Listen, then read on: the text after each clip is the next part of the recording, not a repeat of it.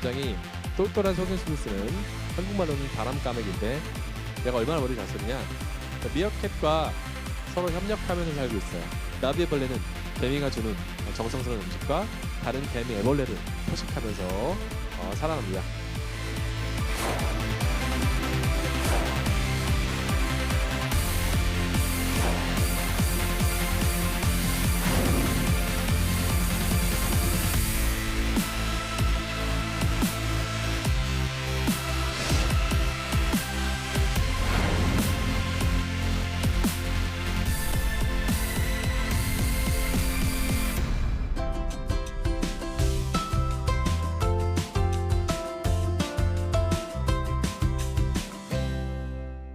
먼저 오늘 제가 강의할 내용은 제목은 좀 타이틀을 좀 거창하게 지어봤고요. 저는 동물의 행동을 연구하고 있는데요. 동물 행동 연구는 다른 게 아니에요. 동물도 우리와 마찬가지로 밥을 먹어야 되고요. 뭔가 우리는 굉장히 좀 운이 좋은 케이스예요. 인류를 위협하는 대형 포식자들이 거의 멸종했고요. 그래서 우리는 포식자가 없지만 대부분의 다른 동물들은 포식자가 있기 때문에 포식자도 피해야 되고요. 여기 있는 얘네들을 보시면 얘 뭐 하는지 아시겠어요? 그래요, 구애예요. 수컷일까요, 암컷일까요? 수컷이 구애하는 건데요. 기본적으로 자연에서 왜 수컷들만 구애하는지, 구애할 때 어떤 행동을 어떻게 하는지 그런 것들. 그리고 인간과 마찬가지로 몇몇 동물들은 이렇게 뭉쳐서 사회생활을 하는데 사회생활을 왜 하는지, 사회생활의 이득이 뭔지, 사회생활을 할 때 어떠한 방식으로 하는지 그런 것들을 연구하는 게 바로 동물의 행동 연구입니다. 그래서 그 가중에 동물의 행동 연구는 굉장히 광범위한 범위를 다루고 있는데 제가 얘기할 내용은 바로 동물들이 쓰는 속임수들이에요. 사실 속임수는 인간도 많이 쓰고요. 동물들도 마찬가지로 속임수를 쓰는데 속임수를 쓰는 이유들은 크게 나눴을 때 한 요거 세 가지 정도로 나눌 수가 있어요. 첫 번째, 자신을 보호하기 위해서. 또 하나, 보호하는 게 아니라 이번에는 좀 다른 동물들을 잘 사냥하기 위해서. 또 하나는 번식을 잘하기 위해서. 이런 세 가지 관점에서 속임수를 씁니다. 그래서 이 관점들에서 동물들이 쓰는 속임수를 하나씩 좀 예를 들어 살펴볼게요. 먼저 첫 번째로는 번식을 위해 쓰는 속임수예요. 번식을 위해 쓰는 속임수에 대해서 얘기하기 전에 군비 경쟁의 개념에서 얘기를 할 텐데 군비 경쟁의 학생들 뭐냐면 여기 두 친구가 싸우고 있어요. 두 친구가 싸우고 있는데 얘가 굉장히 좋은 걸 샀어요. 그러면 이 친구는 어떻게 해야 될까요? 그래요, 더 좋은 거 사요. 이 친구가 더 좋은 거 사면 이 친구는 또 어떻게 해요? 더 좋은 거. 그래요. 그게 바로 정확하게 군비 경쟁입니다. 그래서 이런 군비 경쟁은 사실은 동물계에 굉장히 흔한데요. 특히나 포식 피식 관계에서 치타는 굉장히 빠르고요. 임팔라도 빠릅니다. 얘가 왜 빠르냐면 얘를 사냥하기 위해서 얘가 빨라져야 돼요. 빠른 애들이 살아남았습니다. 얘가 빨라지니까 얘는 얘로부터 살아남기 위해서 얘도 빨라졌어요. 그래서 이런 식의 군비 경쟁을 거치다 보니까 현재 굉장히 빠른 치타와 임팔라들이 진화를 했습니다. 이런 것들이 군비 경쟁인데 우리는 이 군비 경쟁을 이 동물을 통해서 알아볼 예정입니다. 무슨 종인지 아시나요? 뻐꾸기. 근데 뻐꾸기의 특징 중에 하나는 바로 탕란이라는 행동을 해요. 탕란은 다른 새의 둥지에 알을 낳는 거고요. 둥지를 보시면 뻐꾸기 알 바로 느낄 수 있으세요. 다른 거랑 하나가 다른 게 있습니다. 그래서 이게 뻐꾸기예요. 일반적으로 뻐꾸기는 자기보다 좀 작은 새들한테 이렇게 탕란을 합니다. 그래서 국내에서는 붉은 머리 오목눈이라는 새에게 특히 탕란을 많이 해요. 흔히 얘기하는 뱁새예요. 그래서 뱁새라고 부르는 새고요. 붉은 머리 오목눈이가 저렇게 알을 낳기 시작하면은 뻐꾸기 엄마는 붉은 머리 오목눈이가 없을 때 와서 자기 알을 낳고 갑니다. 그러면 일반적으로 뻐꾸기의 알은 다른 숙주의 알보다 조금 더 빠르게 부화해요. 부화하고 나면은 새끼들은 배우지도 않았는데 특이적으로 한 가지 행동을 합니다. 태어난 이후에 숙주의 알들을 둥지에서 밀어내요. 이유는 명확해요. 그렇죠? 뻐꾸기는 숙주보다 훨씬 더 크고요. 뻐꾸기가 잘 자라기 위해서는 많은 에너지가 필요해요. 그래서 기본적으로 숙주의 새끼들이 함께 있게 되면 먹이를 분산해서 먹기 때문에 나를 제외한 다른 새끼들을 이렇게 둥지 밖으로 버리고요. 그걸 위해서 사실은 일반적인 조류의 등은 동그랗게 생겼어요. 근데 뻐꾸기 새끼의 등은 오목하게 생겼어요. 그래서 알을 내 등에 얹고서 버리기 쉽도록 혹은 알을 버리는데 실패한다면 새끼를 버리기 쉽도록 이렇게 오목하게 생겼습니다. 탕란을 당한 숙주는 특이하게도 뻐꾸기 새끼가 자기 새끼인 것 마냥 굉장히 극진하게 새끼를 키우고요.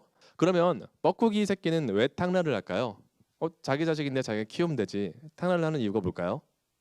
기본적으로 자식을 키우는 건 굉장히 힘든 일이고요. 에너지적으로 그리고 뭐 정신적으로도 그렇고요. 굉장히 힘든 일이고 그거는 인간에 국한된 얘기가 아니에요. 예를 들어 요 조그만 박새는 알을 많이 낳아요. 번식기에 한 번에 한 7개, 8개, 뭐 9개 이렇게 납니다.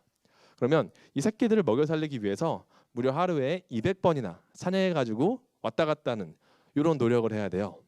그래서 기본적으로 이 자손을 키우는 거는 내 유전자를 다음 세대에 남기기 위해서는 필수적인 일이지만 문제는 이게 굉장히 부모에게 소모적인 일이에요. 실제로 과학적인 증거는 자손을 키웠을 때 부모의 생존율이 떨어집니다. 근데 다른 새의 둥지에 낳으니까 나는 에너지를 안 쓰고 다른 새가 꾸준히 키워줬어요. 즉 다음 세대에 나의 자손이 남았어요. 그랬을 때 기본적으로 탕란은 나의 관점에서는 굉장히 효율적인 일이에요. 그렇죠? 그래서 탕란 행동은 상당히 예상보다 뻐꾸기 외에도 굉장히 많은 조류에서 진화를 했습니다. 그러면 반대로 왜 숙주새들은 탕란을 당할까요? 왜 이렇게 바보같이 남의 새끼를 키우죠? 내 새끼들은 다 죽고. 여러분들 새 둥지 본 적 있으신가요? 까치를 빼면은 사실은 새의 둥지는 거의 안 보여요. 근데 저희 뭐 지구상의 새가 까치밖에 없나요? 그렇진 않아요. 다양한 새들이 있는데 둥지가 안 보이는 이유는 바로 얘네들이 둥지를 엄청나게 잘 숨겨지기 때문이에요. 둥지가 오픈돼 있으면은 많은 포식자들이 방문을 하고요. 당연히 자손을 키우는 데 힘들기 때문에 둥지를 꼭꼭 숨겨짓고요. 꼭꼭 숨겨지은 이 둥지에 알이 있다면 얘네들은 그 알들을 내 알로 인식합니다. 그 알이 어떻게 생겼든. 그리고 당연히 이 알에서 깨고 나왔다. 그럼 당연히 얘네들도 내 새끼들이에요. 뻐꾸기는 요 맹점을 파고 들어가지고 다른 새의 둥지에 탕란을 하게 됩니다.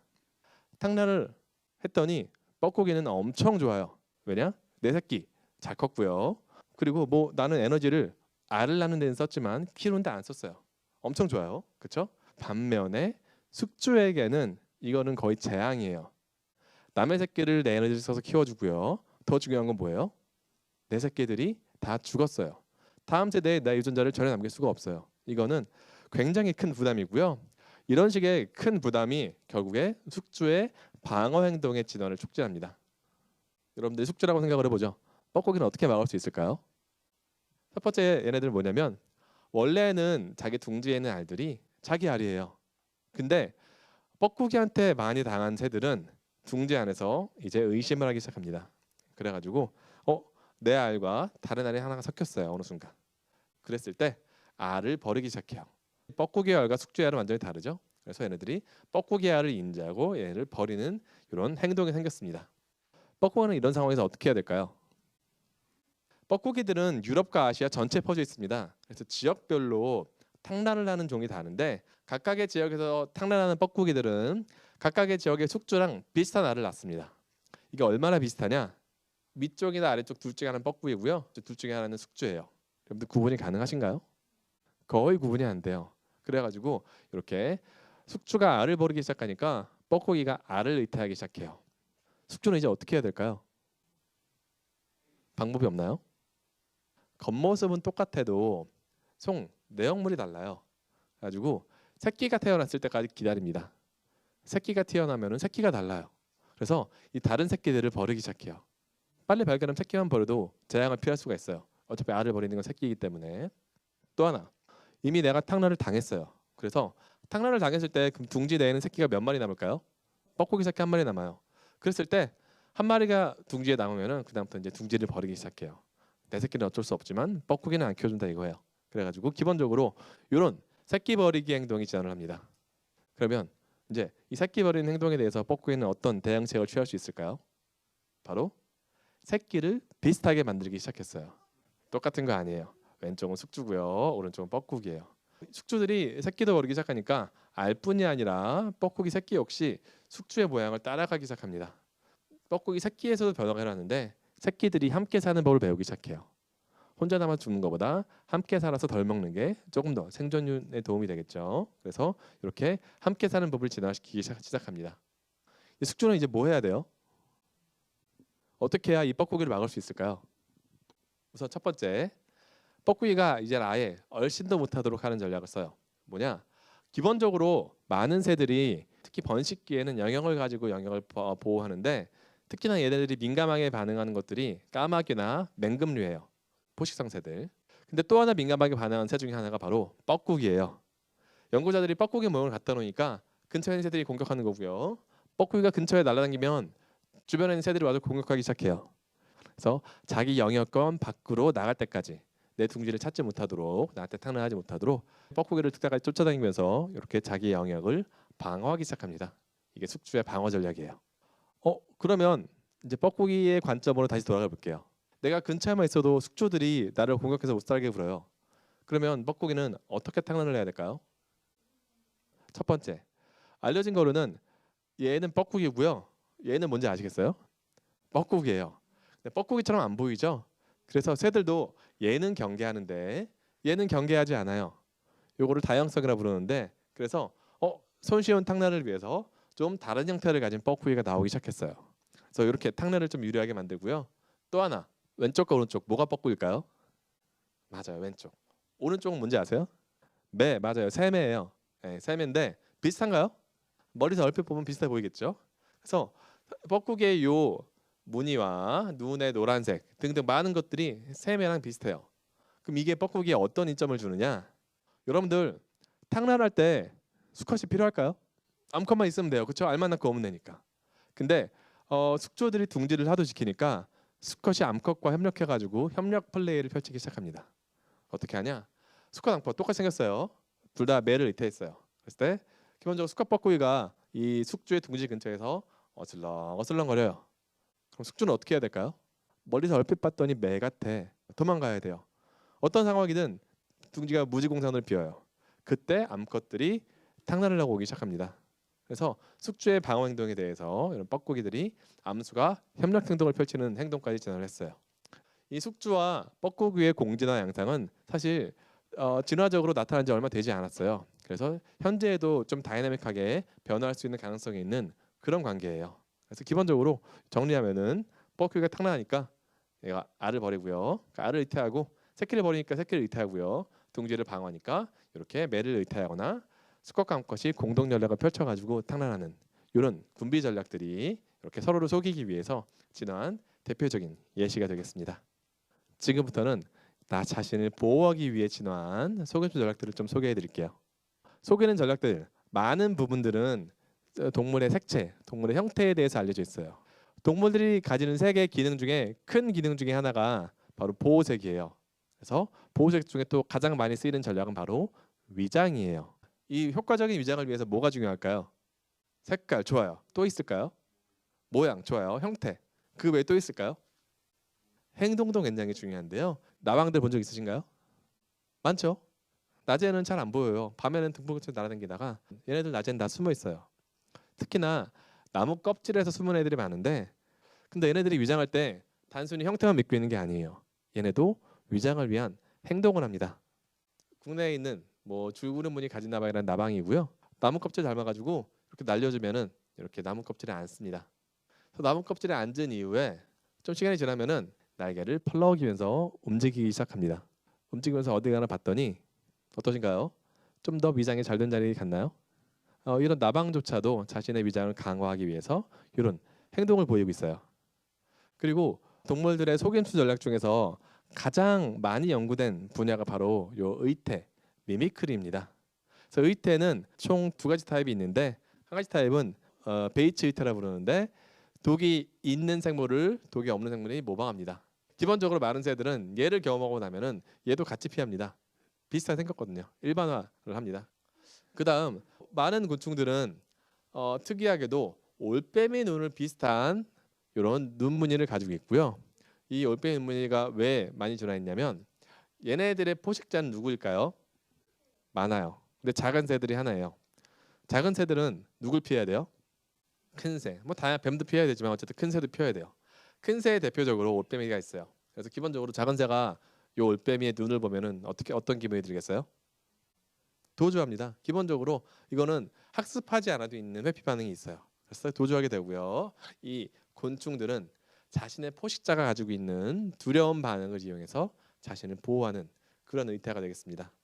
그 외에도 생물은 뭐 같으세요? 사마귀예요. 앞다리를 보시면은 저희 당나귀를 한 것 마냥 옆다리가 보이시죠? 얘는 뭐 같으세요? 다리가 네 쌍이죠. 8개예요. 거미예요. 둘 다 개미를 의태하는 거예요. 개미는 세상에 굉장히 많은데 개미를 먹는 포식자는 굉장히 제한적이에요. 개미 왜 안 먹을까요? 침도 쏘고요. 또 그렇죠. 개미산도 쏘고요. 또 영양적으로 별로 안 좋아요. 예, 그래서 많은 새들이나 많은 포식자들이 개미는 잘 안 건드려요. 그걸 이용해서 개미랑 비슷하게 생긴 곤충들이 굉장히 많고요. 곤충뿐이 아니라 거미도 있고요. 요건 뭘까요? 애벌레요. 뱀을 의태하고 있고요. 애벌레를 먹는 주요 포식자 누가 있죠? 새, 맞아요. 새들 애벌레 엄청 좋아하죠. 마찬가지예요. 새들이 가지고 있는 본능적인 공포에 학습하지 않아도 뱀은 회피합니다. 그랬을 때 그걸 이용하고 있고요. 그다음 의태 관련해서 사실은 문어들이 의태로 유명한데 이름 자체가 의태 문어인 동물이 있어요. 문어들은 기본적으로 색깔을 순간적으로 바꿀 수 있고요. 눈동자마저도 색을 변화시켜 가지고 주변 환경과 자신을 일치시킬 수가 있어요. 그리고 문어들은 다른 동물까지 의태를 해요. 여러 가지 다양한 형태로 가는데 이 형태들이 각각의 서로 다른 동물들을 의태합니다. 그래서 미믹 옥토퍼스는 이 의태계의 황태자처럼 굉장히 다양한 동물들을 색채 변을 통해서 의태할 수 있는 그런 동물이 되겠습니다. 소금수 전략의 일종이죠. 그리고 다음에는 마지막일 거예요 아마. 공격적인 이제까지 저희가 번식에 사용되는 속임수, 자신을 보호하기 위해 사용되는 속임수를 배웠다면은 다음에는 좀 공격적인 속임수 전략을 좀 배워보도록 할게요. 먼저 이걸 좀 이해하기 위해서 동물의 인지에 대해 좀 얘기를 하면은 인간은 시각적인 동물이에요. 아까 얘기했죠. 그래서 우리는 시각 신호를 우선적으로 처리하고요. 시각 신호에 굉장히 민감합니다. 근데 동물들은 각각 우선적으로 사용하는 감각 신호들이 다릅니다. 많은 곤충들은 특히나 요 케미칼 냄새를 많이 이용하고요. 냄새 외에도 각자 이용하는 신호들이 전부 달라요. 먼저 이 더 라지 블루라고 하는 나비예요. 나비인데 이 나비들은 굉장히 독특한 속임수 전략을 가지고 있고요. 일반적으로 나비애벌레는 뭘 먹죠? 맞아요. 식물을 먹어요. 얘는 식물 따위 안 먹어요. 식물에 알을 낳기는 해요. 근데 알이 깨어나면은 일령 애벌레는 땅에 툭 떨어져요. 보통 애벌레는 떨어지면 거의 죽어요. 개미들이 가져가거든요.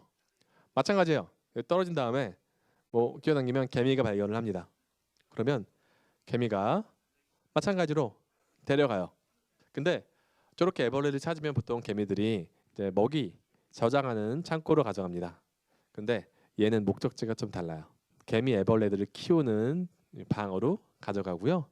다른 애벌레를 키우는 것처럼 정성스럽게 먹이를 먹이에요.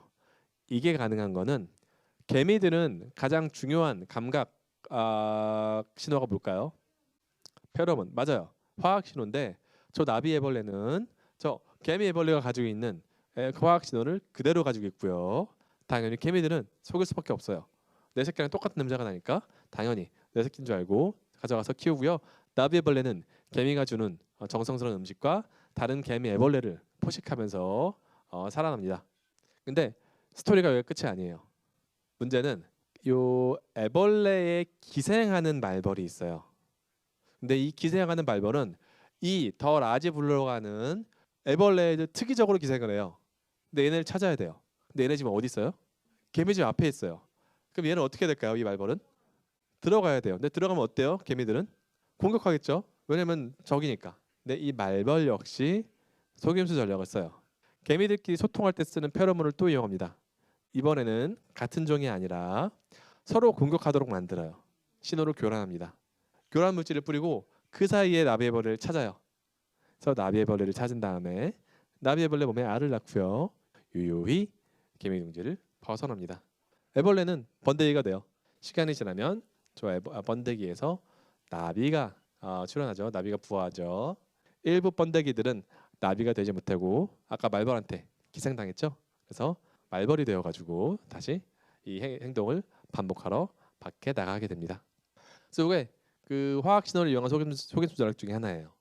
그 외에 많은 동물들이 서로 협동을 해요. 근데 협동 과정에서 속임수들이 종종 등장합니다. 그래서 굉장히 똘똘한 속임수를 쓰는 드렁고라고 하는 한국말로는 바람까마귀인데 까마귀랑 비슷하게 생겼어요. 근데 전혀 다른 색이긴 해요. 근데 둘의 공통점은 둘 다 똘똘해요. 머리를 잘 씁니다. 얘가 얼마나 머리를 잘 쓰느냐? 누구예요, 얘네들? 미어캣 맞아요. 그래서 미어캣과 서로 협력하면서 살고 있어요. 어떻게 협력을 하느냐? 미어캣은 보통 저렇게 주변을 경계하면서 살죠. 일부는 들어보고요. 일부는 저렇게 사냥을 해요. 그래서 잡히는 것들 다 먹어요. 곤충들, 전갈들 등등. 망보는 미어캣이 주변에 포식자가 오는지 망보고 있고요.